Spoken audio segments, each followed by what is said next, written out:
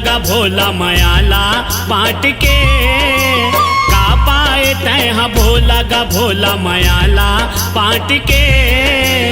अपने हाथ में लइका के मुड़ीला काट के, अपने हाथ में लइका के मुड़ीला काट के।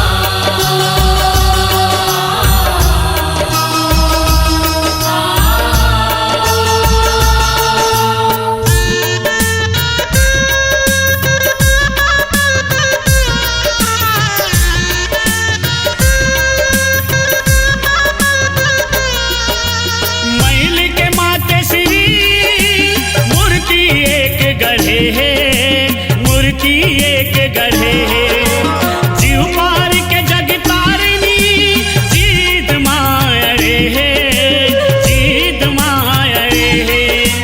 गिरजा पूत गजानन पहरा देवर खड़े है, होनी के ऐसे होना बम लहरी संग लड़े है।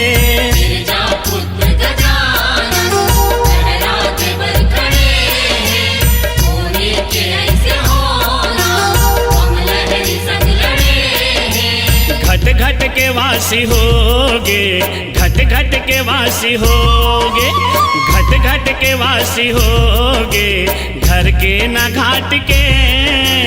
अपने हाथ में लइका के मुड़ीला काट के, अपने हाथ में लइका के मुड़ीला काट के।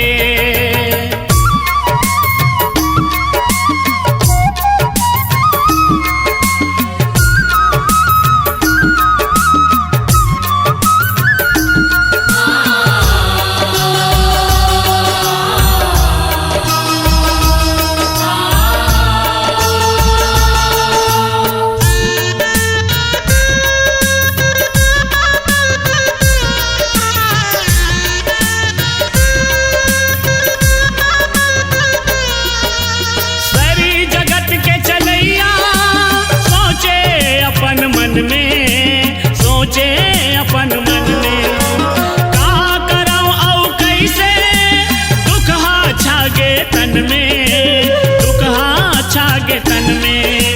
जननी बने है ज्वाला समय के उही पन में, जोखा जमाए भोला बेरा के उही क्षण में। जननी बने है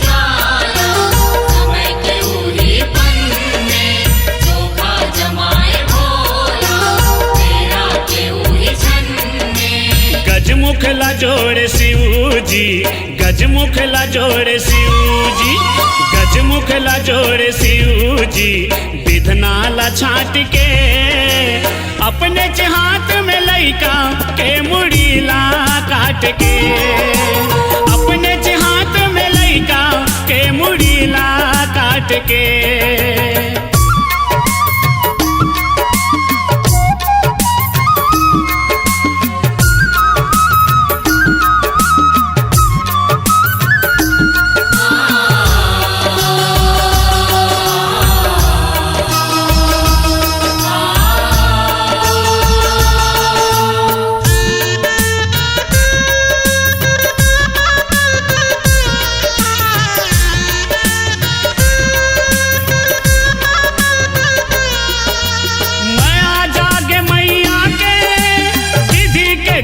बदल गे विधि के गति बदल गे, वही दिन ले गजराज के भाग हगलो संवर गे, भाग हगलो संवर गे। बन गे गणेश राजा बल बल बुद्धि और ज्ञान के अर्पण करे कोसरिया अपन करे जा चान के।